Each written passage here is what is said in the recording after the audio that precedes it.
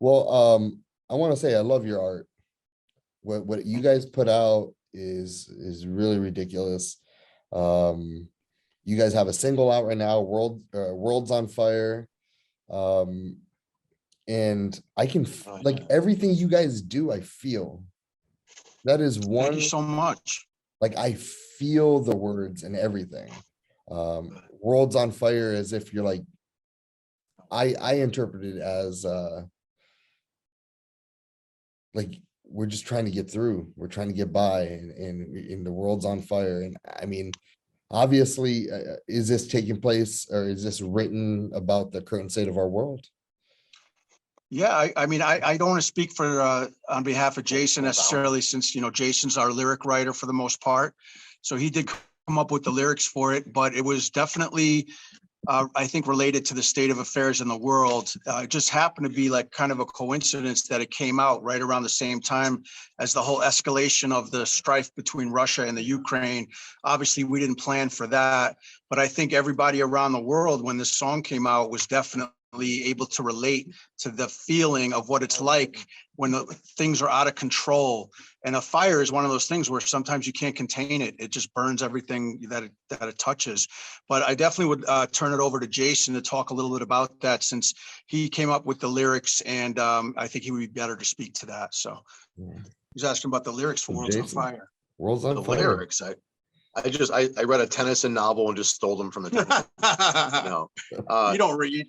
No, I think Gary sort of hit it on the head. I mean, I think, you know, we stepped into the the abyss with the pandemic, and you know that's no news to anybody. Everyone went through their own strife through that, but it definitely like sort of tilled the ground and created a huge upheaval for everyone and made everyone evaluate the realities. I think so many different things happened in the world that were so polarized at that time. There was issues with racism happening. There were issues with, police brutality. There were, wars breaking out. There was the pandemic happening, just within our own country. And then you look at the microcosms like of our own sort of neighborhoods, and, we were, man against man, sister against sister. It was a very, very difficult time. And I think we're just starting at this point to realize like sort of the mayhem that's out there when we don't find a common ground. So it's ironic that when Gary sort of came on, we were going through some lineup changes, and he had contacted me and said, "Hey, I got an idea for a song riff," and I'm like, "Yeah, I got an idea for some lyrics. I want to see if we can work something out tonight." And we got together and started just flowing, and the lyrics fit perfectly with the riff he was writing. We brought it to the rest of the guys, and sort of it prompted us to have a whole new idea of like what songwriting was for us. We all decided that we want to be part of the songwriting process, and I think it sort of prompted a shift in our songwriting strategy for the band in general. So now we're sort of on this trajectory where we want to make sure everything is very is very genuine and true, but also can relate to most people that are out there, because as well as I do, it's like, where's my guitarist over here? Where's Lon? Throw your head in here. Lon can come up with a great riff, but the only people that are going to appreciate that are like, the guitar nerds are sitting in the back. I'm just joking, but people want to have a message that they actually can relate to. And I think that together as a band, we've created that. And it's definitely, it's a beautiful song. I loved feeling the emotions through it. Thank you. It was super heavy, but at the same time you have the undertones of a very light, to make you empathetic to the strife of the singer, right?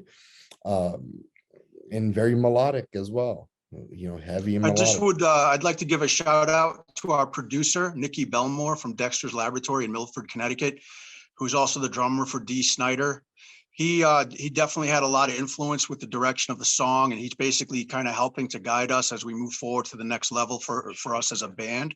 So I definitely think it would be unfair not to credit Nicky for his involvement in the creation of that song, helping us to develop it to the maximum capability that we could. But absolutely, all the credit for the lyrics definitely got to go to Jason, and it's just a beautiful song that I think pretty much everyone can relate to, and it's also a song of hope, because he's basically talking about like rising up from the ashes, Mhm.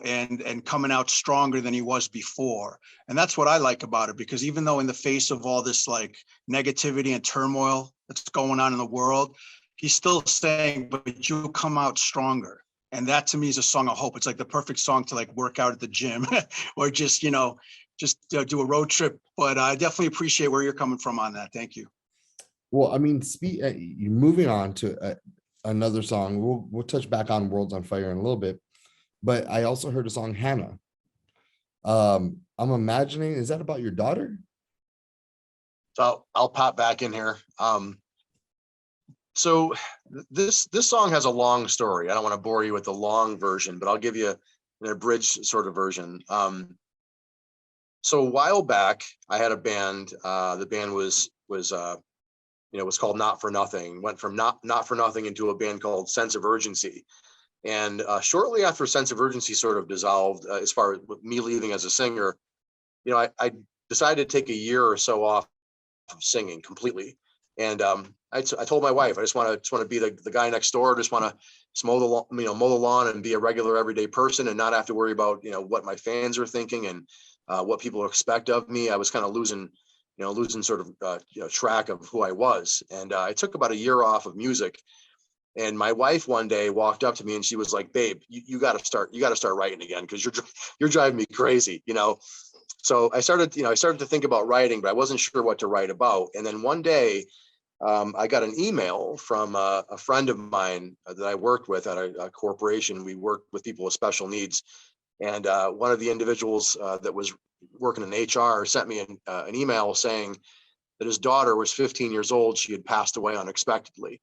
Mhm. So I went to her funeral, and actually standing in line at her funeral, there were, hundreds of people just lined up. And so it took about a good 2 to 3 hours for me to get from my car to the actual casket. And the entire trip, like walking through there, I was able to watch video screens of this person's life and everything she's done and who she's touched and sort of what she's, the effect she's had on the world.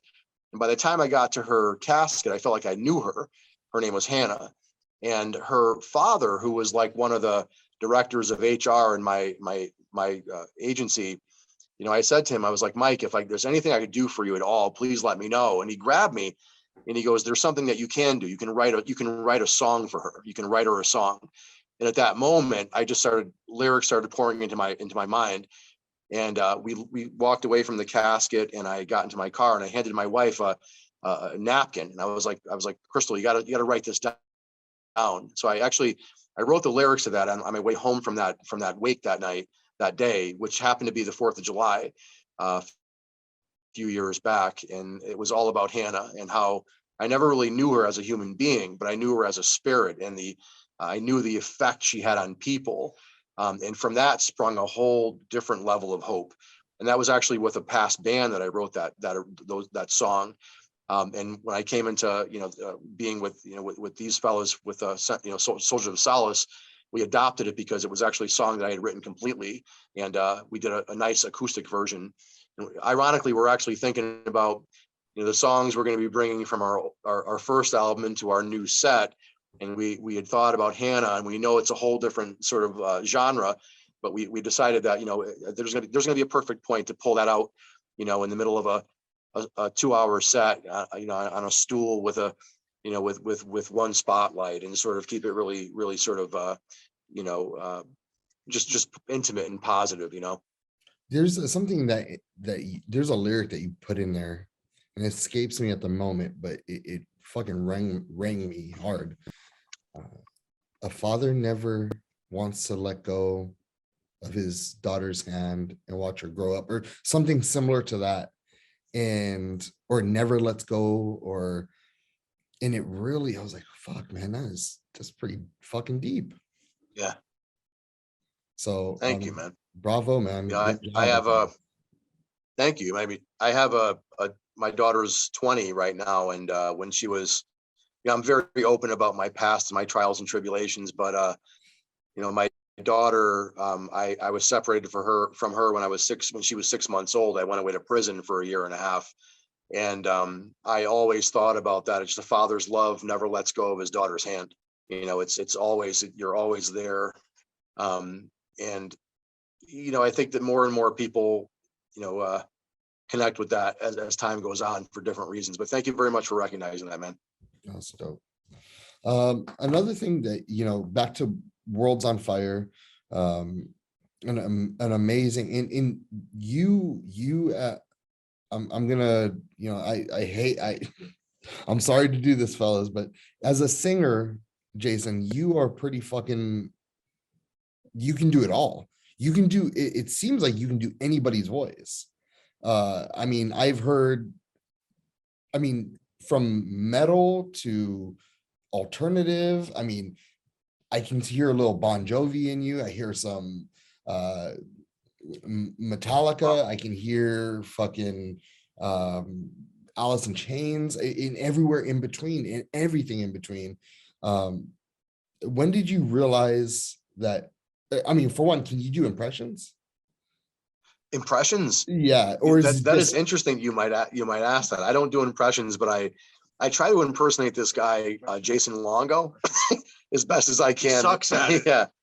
No, I will say very openly, I definitely, I think, model certain performers. Ironically, if you turn my Sirius radio on right now in my car, I've got the Seriously Sinatra playing. So I listen to 40s and 50s music and 30s music all the time. One of the things I would say is, kind of growing up, I think one of my biggest influences was probably Johnny Cash, Frank Sinatra. But also, like, I'm going to throw this out there to you, if you don't mind me saying, because you would ask me, like, was there kind of a moment? When I was in jail, when I was in prison, my job was to push the carts back and forth. I worked in the kitchen, so like I was able to get out of my cell for a few hours a day, which was great. And I would push the cart, around the blocks and deliver juices and shit like that. And there was this old black dude that would walk around, and he was sentenced for 3 consecutive lives. He was sentenced for 300 years. And one day he heard me singing, because I used to sing as I walked through the blocks, and he heard me singing like some old rhythm and blues shit. And he said to me, he goes, "Boy," he goes, you better make sure you use that voice when you get out of here." And I said, "Why?" And he goes, "'Cause I can't." Wow. And it definitely hit me, because he was not ever able to have his voice be heard again because of some bad decisions he made in his life. And he said, "Your voice can be heard. You better make sure that you respect it and do something with it." So when I was away, Johnny Cash died, and I decided at that moment to start a band when I came home, and that was my first band. But it's interesting, like, over all the years, I want to throw some love back to the guys in S.O.S. that, like, it's been a long road, man. We've gone through a lot of changes. There's, people see you show up at a show and you play your 45-minute set, and they think you're landing in a helicopter and your life is fucking all, poppies and roses. But the truth is, like, we're eating peanut butter and jelly in a van, taking time off of our regular jobs to play these shows that we love so much. And I think it's just about connecting with the fans. It means a lot to us. And Tim, in case you didn't know, Jason is actually 79 years old, but we're the same age. So, it's funny, but I was from another band before I joined Soldiers of Solace. And for me, that was the same thing. I'm glad you brought that up, but I'd heard of Soldiers of Solace and I'd listened to their music. I had seen them play out a few times. I knew that Jason was an amazing front man and could hold down a live show better than anybody. But it was his voice that I was like, man, there's something, it's got a very rich tone. So yeah, I don't know about impressions or whatnot, but don't quit your day job or anything. But everything. There's no flaws in his game at all. So I have like a kind of like a producer type mindset. I'm always thinking about, like, how can this voice work with this type of music? And so when I joined, I was thinking in my head, like, there's so much that we can do with this voice. And so that's really where I'm at mentally. My whole MO right now is like, okay, we're writing, and what kind of stuff can we write to really make Jason like bring his voice forth to the masses? Like, that's how I think. And I think we all agree with that. Why don't you ask him what you'd like to hear for a cover on an album? Yeah, we're actually talking about doing a cover song, and we haven't quite decided. We can't all agree right now. So if you have any suggestions you think Jason would be good for. What's that? What's been thrown on the table so far? Do we want to say? No, don't say that. Well, we really, I don't know if we should say. Why not? He's asking. It's an interview. Trust me, we've thrown around like over probably 20 different, can I tell him some ideas that we won't use? No, just tell him, you're already leading the answer. Just fucking. Well, all right. So misunderstood by the animals. That was one idea. Another idea was Kryptonite by Three Doors Down, I believe it is. Did you guys want to throw out a couple ideas that we talked about? Rainbow in the Dark. The one from U2 and the one from one of our crazy drummer Francesco wanted to do I still haven't found what I'm looking for by U2, and then Iris by the Goo Goo Dolls. So we could go back to like Rainbow old stuff and just. What'd you say? Rainbow in the Dark? I heard someone in the background say. Yeah, well, Jason just said, I love Dio. I'm a huge Dio fan, so I would be down Dio for that. Yeah. And like, that would be different. Like, let's see if you can do it. Do you think maybe that's the one? Are we going to have to like cut you in if we do that? Can you put that in writing? Yeah, verbal contract. We got it recorded. Yeah. So I gotta just say really quick, if you don't mind, I'm just gonna throw some love to Lon back here. We were very fortunate after Gary came on and joined the band officially, signed his life away and shit. Obviously Francesco has been with us since day one. But when Lon came on, we were very blessed in a lot of different ways because not only is he, very skilled with guitar, but also just a very positive sort of force to be around. Has really helped a lot of the morale with the band, kind of keep things going, taking a lot of additional sort of, tasks here and there. But like just the riffs that he's coming up with and his musical knowledge has been really sort of a benefit for us as a band. It's helped sort of be part of the glue that holds us together at this point.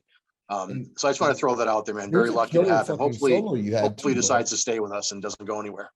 You had a fucking killer solo in Worlds on Fire. And normally when you see, like, for one, the art of the solo is dying. And partly because I don't think people understand what the solo is. I'm guessing, and just like they just you just play by yourself for a little bit. Like, I don't think that's really it, but it was a roller coaster, bro. And I loved every second of it. You are fucking the man. So yeah, no, we absolutely agree with you on that. Lon was actually not in that recording. However, no, it's okay. No, it's all good, man. Jeff Fahey played in that. I believe it was Jeff. It may have been Jeff, may have been. You're way better Gary, looking. may have been. That's the thing. May have been, so like may Jeff, have been Nikki. We actually Jeff's tied up in the corner right now for missing his monthly dues. Yeah. So Jeff, do you want to just say anything about that? Thanks. He said thank you. But yeah, that was Jeff Fahey. But yeah, the thing is Mark Rizzo. That's my cousin. Like I'm from New York, and he's through my Amoroso side, and I saw him do a reaction video to it. Oh, you saw that? Yeah. How cool is that? I mean, he's one of the greatest ever. Well, dude, you're talking about Rizzo? Yeah, Rizzo. Yeah, dude, Rizzo is just like, I can't say enough about Mark Rizzo, man. He's for the skill level that he's at and the accomplishments that he's done. He's the most down to earth, like humble guy ever. And, it just meant so much to us to have him actually listening to our song and just giving his opinion. And I honestly hope that he really meant what he said, because it seemed like he was really digging it. So yeah, definitely props to Mark Rizzo, man. He's one of the coolest people I know. Yeah, he doesn't bullshit. He's not a bullshit. Yeah. If it was I You can think he would have imagine said him- if he didn't like it, right? Yeah, because I looked at it like, oh, I wonder if Rizzo's gonna shit on this. Like that's what, because I know he's that Dude. savage of a fucking I dude. was just waiting. We wouldn't be talking to you right now. So are you guys able to spin the track at all? Have you had any feedback or anything like that?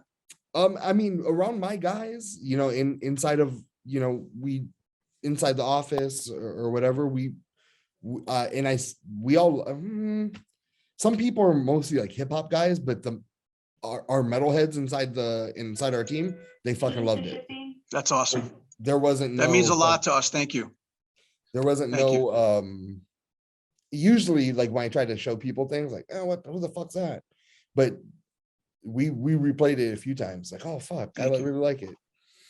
So it was in our organization, it was very well received. I appreciate that, Tim. Thank you so much. I want to throw this in, if you can get this, if you're going to do like a word sort of document, not a document, but a transcript of the interview, if you could make sure that like, we'd like to give special props to like all the people that helped in the recording process of the video, as well as the song, Worlds on Fire. And that goes to like the makeup artist, that goes to like, you know, the people that ran cameras. There's two little girls that are two of our biggest fans. They've been with us since day one, Alexa and Bella. They were actually in the actual video. You'll hear their voices kind of swirling as the wizard is like reading the crystal ball right in the beginning of the song. That's actually their voices manipulated sort of as they were singing.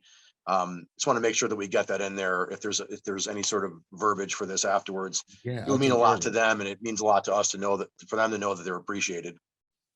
Well, my man, guys, you guys are onto something. You really thank you, brother. Fucking are. And Thank you, man. I don't